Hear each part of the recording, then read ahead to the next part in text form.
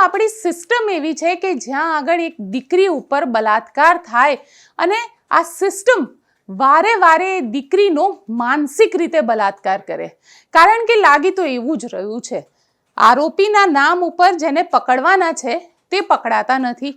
અને અહીંયા સવાલ એ આવે છે કે દીકરીને હવે પોતાની સુરક્ષા માટે થઈને હાઈકોર્ટના દરવાજા પણ ખડખડાવવા પડે છે, કારણ કે તે ઈચ્છી રહી છે કે તેને ન્યાય જોઈએ છે. તેના આરોપી જે છે એ જેલના સળિયાની પાછળ જાય, પરંતુ આ સિસ્ટમ છે અને આ સિસ્ટમમાં પણ જ્યાં ભારતીય જનતા પાર્ટી છે, જ્યાં નેતાઓએ ગળામાં ખેસ પહેર્યો છે, તે નેતાઓને પકડવામાં નથી આવી રહ્યા.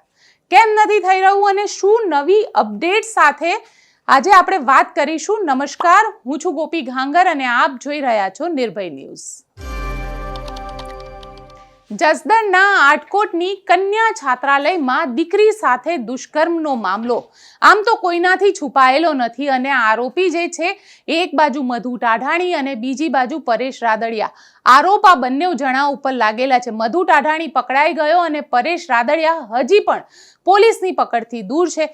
કહેવાય છે કે પરેશ રાદડિયાની પાછળ ભારતીય જનતા પાર્ટીના મોટા નેતાનો હાથ છે અને આ મોટા નેતાના હાથ હોવાના કારણે જ ક્યાંક ને ક્યાંક પોલીસ પણ પરેશ રાદડિયા સુધી પોતાના હાથ નથી પહોંચાડી શકતી. આ એ જ પોલીસ છે હર્ષભાઈ, અને આ તમારી જ પોલીસ છે જે હંમેશા ડ્રગ્સ પકડવાની મોટી મોટી વાતો કરતી હોય છે. ડ્રગ્સ પકડે પણ છે, ખૂબ સારું કામ કરો છો, પરંતુ દુષ્કર્મના જે આરોપી છે તે આરોપીને પણ પકડો તો ક્યાંક આ દીકરીને વિશ્વાસ આવે કે ના, ખરેખર દુષ્કર્મના આરોપીઓ માટે પણ આ ગુજરાત સરકાર અને ખાસ કરીને ભારતીય જનતા પાર્ટીનો કાર્યકર જ્યારે આરોપી છે ત્યારે એ દીકરીને વિશ્વાસ આવે કે ના, એક કાર્યકર્તાને પણ પોલીસ છોડશે નહીં. કારણ કે ક્યાંક ને ક્યાંક હવે સવાલ જનતા ઊભા કરી રહી છે અને જનતા એટલા માટે સવાલ ઊભા કરી રહી છે કે સૌથી પહેલાં તો જે સીન ઓફ ક્રાઇમ હતું, એટલે કે જે જગ્યાએ જે કન્યા છાત્રાલયમાં આ દીકરી સાથે દુષ્કર્મનો મામલો થયો તે જગ્યાએ જ્ઞાતિનું સંમેલન મળે છે, સમાજ ભેગો થાય છે અને સમાજ ભેગો થઈને કહે છે કે હવે આ પ્રકારે કોઈ પણ કૃત્ય નહીં થવા દઈએ. પરંતુ જે થયેલું છે અને એવું પણ કહેવાય રહ્યું છે, કારણ કે વકીલ આનંદ યાજ્ઞિક ભારતીય જનતા પાર્ટીના રાજકોટ જિલ્લાના મહિલા પ્રમુખ સોનલબેનને એવું કીધું છે કે 5 થી 6 દીકરીઓ છે જેમની સાથે આ પ્રકારની ઘટના થઈ છે. તો કેમ હર્ષભાઈ તમારી પોલીસ એવું વાતાવરણ ઊભું નથી કરી શકી રહી કે આ દીકરીઓ સામે આવે અને સામે આવીને પોતાની કમ્પ્લેન રજીસ્ટર કરાવડાવે?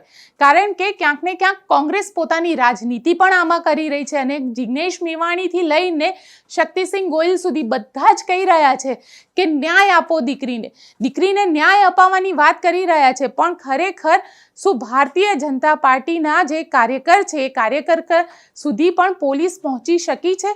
હવે આ આખા મામલામાં એક નવી અપડેટ આવી છે અને નવી અપડેટ છે એ જે દીકરી છે તેના વકીલ આનંદ યાજ્ઞિક તરફથી. કારણ કે આનંદ યાજ્ઞિક હવે આ આખા મામલે ગુજરાત હાઈકોર્ટની અંદર પિટિશન ફાઇલ કરી રહ્યા છે. જે પિટિશનની અંદર તેમના દ્વારા કહેવામાં આવ્યું છે કે જે આરોપી છે પરેશ રાદડિયા ક્યાં છુપાયો છે, કારણ કે ક્યાંક ને ક્યાંક આના કારણે દીકરીના જીવ પર પણ જોખમ છે અને એટલા જ માટે થઈ અને હવે એક પિટિશન ફાઇલ કરવામાં આવી રહી છે કે પોલીસ કેમ હજી સુધી પરેશ રાદડિયા સુધી નથી પહોંચી શકતી. કારણ કે ક્યાંક ને ક્યાંક ટેકનિકલ સર્વેલન્સને જો પોલીસ ઈચ્છે તો પરેશ રાદડિયાને એક જ રાતમાં પકડી શકે છે, પરંતુ ક્યાંક આનંદ યાજ્ઞિકને પોલીસની મનસા ઉપર પણ સવાલ ઊભા થઈ રહ્યા છે. મેં પોતે આનંદ યાજ્ઞિક સાથે વાતચીત કરી અને આનંદ યાજ્ઞિકે શું કહ્યું તે પણ આપણે સાંભળીએ. આનંદભાઈ, નિર્ભય ન્યૂઝમાં આપનું સ્વાગત છે. આરોપી પરેશ રાદડિયા હજી સુધી નથી પકડાયો, શું કહેશો તેને લઈને?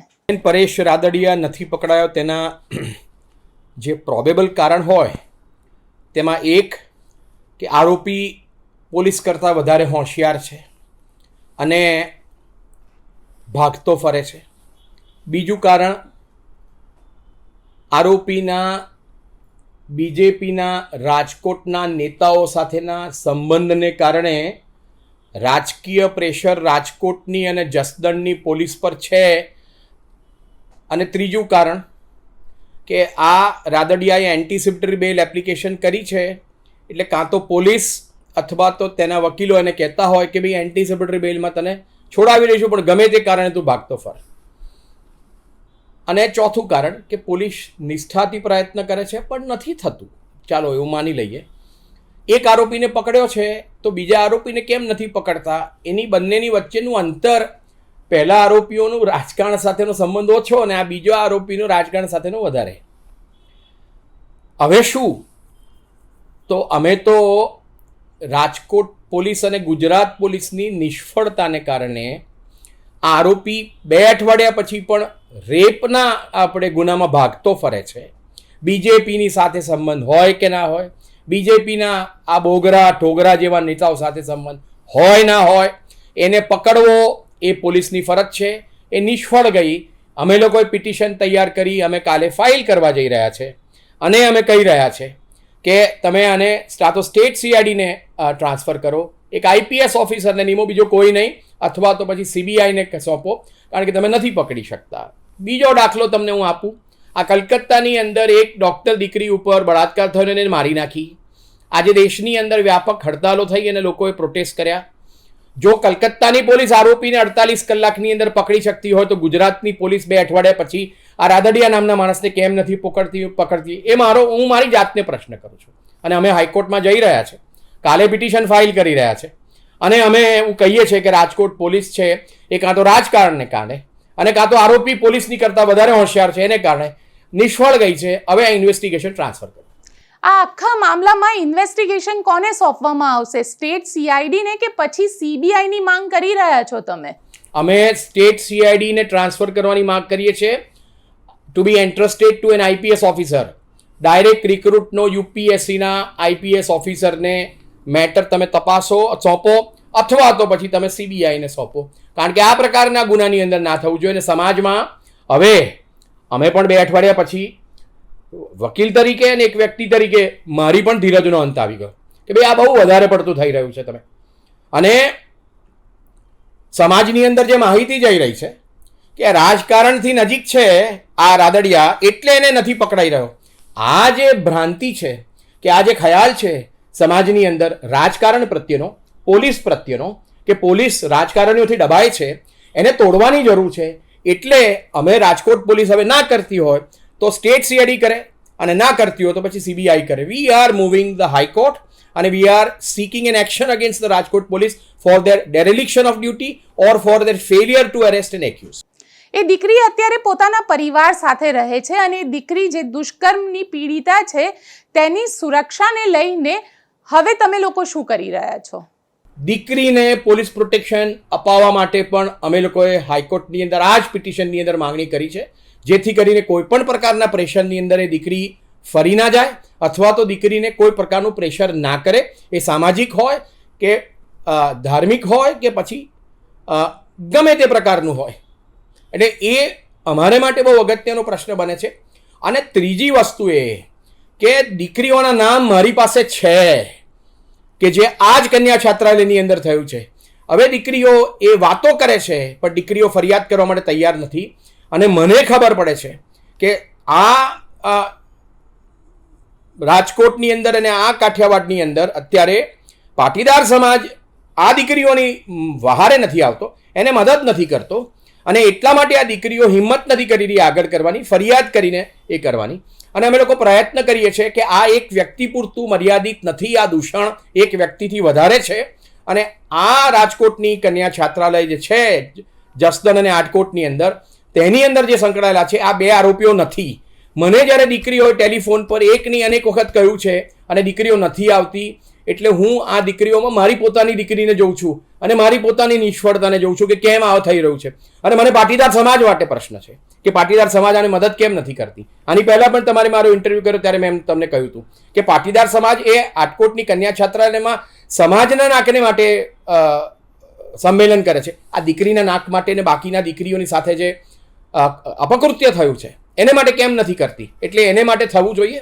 અને છેલ્લી વસ્તુ કે હવે હું કહું છું કે કોંગ્રેસના હોય કે ભાજપના હોય, કોંગ્રેસના જેનીબેન ઠુમર, આ જિગ્નેશ મેવાણી, ભાજપના કેટલા બધા નેતાઓ આ બધાને બહેનોને ભાઈઓને કહું છું કે રાજકારણથી ઉઠો, ઉપર ઉઠો, તમે આ પાટીદારોમાંથી ઉઠો અને તમે હવે આંદોલન કરો, તમે ઉપવાસ પર બેસો, તમે આમરનાથ ઉપવાસ પર બેસો. અને આ સૌ રાજકારણીઓને, કોંગ્રેસ હોય કે ભાજપ હોય, વિનંતી કરું કે આ તમારી દીકરી માનીને મહેરબાની કરીને તમે હવે કરો. જો કલકત્તાની અંદર થઈ શકતું હોય, મણિપુરની અંદર અત્યાચાર થાય તો કોંગ્રેસવાળા બોલે, કલકત્તાની અત્યાચાર થતો હતો તો બીજેપી વાળા બોલે. અત્યાચાર એ અત્યાચાર છે, એને પક્ષની રાજનીતિમાં આપણે ના લઈ જઈએ. મારી પોતાની નમ્ર વિનંતી કે આ માણસ ના પકડાય. હવે અમે રાજકોટ પોલીસ પર આધાર રાખવાના નથી. દીકરીનું રક્ષણ અને આ આરોપીઓની અરેસ્ટ એ જ અમારું લક્ષ્ય છે. આરોપી પરેશ રાદડિયાએ આગોતરા જામીન ફાઇલ કરી છે અને આગોતરા જામીનને લઈને અત્યારે કોર્ટમાં સુનાવણી ચાલી રહી છે. પરંતુ આ આખા મામલે આ જામીન અરજી ઉપર હવે તમે લોકો હાઈકોર્ટમાં કઈ રીતે આને ચેલેન્જ કરશો? છેલ્લા 8-10 દિવસથી એન્ટિસિપેટરી બેલ થઈને પડી છે, એને કોઈ રાહત મળી નથી. પોલીસે સ્પષ્ટ એફિડેવિટ કરી છે. પોલીસે અંદર સ્પષ્ટપણે કહ્યું છે કે બળાત્કાર થયેલો છે. તો જો પોલીસ એમ નિષ્કર્ષ પર પહોંચતી હોય એફઆઈઆરની અંદર કે દીકરી પર બળાત્કાર થયો છે, તો હવે શેની રાહ જોવાની? રાજકોટની સેશન્સ કોર્ટે એન્ટિસિપેટરી બેલ એપ્લિકેશનમાં રાદડિયાને કોઈ રાહત નથી આપી અને જ્યાં સુધી રાહત ના આપી હોય ત્યાં સુધી પોલીસના હાથ બંધાયેલા નથી. પોલીસ પોતાને હાથકડી ના પહેરાવે, પોલીસ આરોપીને હાથકડી પહેરાવે. આનંદભાઈ, નિર્ભય ન્યૂઝ સાથે વાત કરવા માટે તમારો ખૂબ ખૂબ આભાર. તો જોયું આપણે કે કઈ રીતે આનંદ યાજ્ઞિક જે છે તે હવે સ્પષ્ટપણે કહી રહ્યા છે કે આ આખા મામલે આ જે એપ્લિકેશન છે, એક પિટિશન ફાઇલ કરવાના છે ગુજરાત હાઈકોર્ટની અંદર અને ગુજરાત હાઈકોર્ટમાં દીકરીની સુરક્ષા અને આખા મામલામાં જે ઇન્વેસ્ટિગેશન થઈ રહ્યું છે, પોલીસ પર પણ અહીંયા સવાલ ઊભા કરવામાં આવી રહ્યા છે. કારણ કે પોલીસ જે રીતે ધીમી ગતિએ ઇન્વેસ્ટિગેશન કરી રહી છે તે પણ સવાલ ઊભા કરી રહ્યા છે. સ્ટેટ CID ક્રાઇમ અથવા તો CBI ઇન્વેસ્ટિગેશનની માંગ કરવામાં આવી રહી છે. કારણ કે ક્યાંક ને ક્યાંક એ દીકરીને પણ એવું લાગી રહ્યું છે કે આ પોલીસ નથી ઈચ્છતી કે આરોપી પકડાય અને જે રીતે સામાજિક દબાણ આપવામાં આવી રહ્યું છે. આનંદભાઈનું સ્પષ્ટ માનવું છે કે સમાજે એવો માહોલ ઊભો કરવો પડે કે જે દીકરીઓ આની પીડિત છે એ દીકરીઓ પણ સામે આવે અને સામે આવીને પોતાની વાત અહીંયા આગળ રજૂ કરે. કારણ કે ક્યાંક એવું માનવામાં આવી રહ્યું છે કે આવી ઘણી કન્યા છાત્રાલય છે કે જ્યાં આગળ આ પ્રકારનું કૃત્ય થઈ રહ્યું છે, પરંતુ દીકરીઓ જે છે તે સામે આવીને બોલી નથી રહી.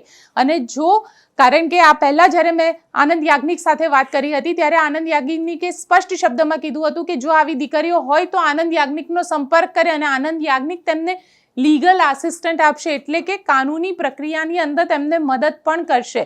પરંતુ ક્યાંક ને ક્યાંક એક સમાજના નામે આપણે એવી દીકરીઓને દબાવી દઈએ છીએ જે દીકરીઓ આવા દુષ્કર્મના શિકાર થયેલી હોય છે અને માટે જ ક્યાંક ને ક્યાંક હવે આનંદ યાજ્ઞિક પણ ગુજરાત હાઈકોર્ટના દરવાજા ખખડાવવા જઈ રહ્યા છે અને તેમનું સ્પષ્ટપણે કહેવું છે કે દીકરીની સુરક્ષા અને જે રીતે પોલીસ ઇન્વેસ્ટિગેશન કરી રહી છે તેના ઉપર સવાલ ઊભા થઈ રહ્યા છે અને તેઓ ઈચ્છી રહ્યા છે કે આ આખા મામલામાં સ્ટેટ CID ક્રાઇમ અથવા તો CBIને ઇન્વેસ્ટિગેશન સોંપવામાં આવે તો દૂધનું દૂધ અને પાણીનું પાણી થઈ જશે. કારણ કે દીકરીએ જે આરોપ લગાવ્યા છે તે આરોપ ખૂબ જ ગંભીર છે. આપ પોતે શું વિચારો છો મને કોમેન્ટ બોક્સમાં ચોક્કસથી લખીને જણાવજો અને અમારી ચેનલ નિર્ભય ન્યૂઝને લાઇક, શેર અને સબસ્ક્રાઇબ કરવાનું ભૂલશો નહીં. આભાર.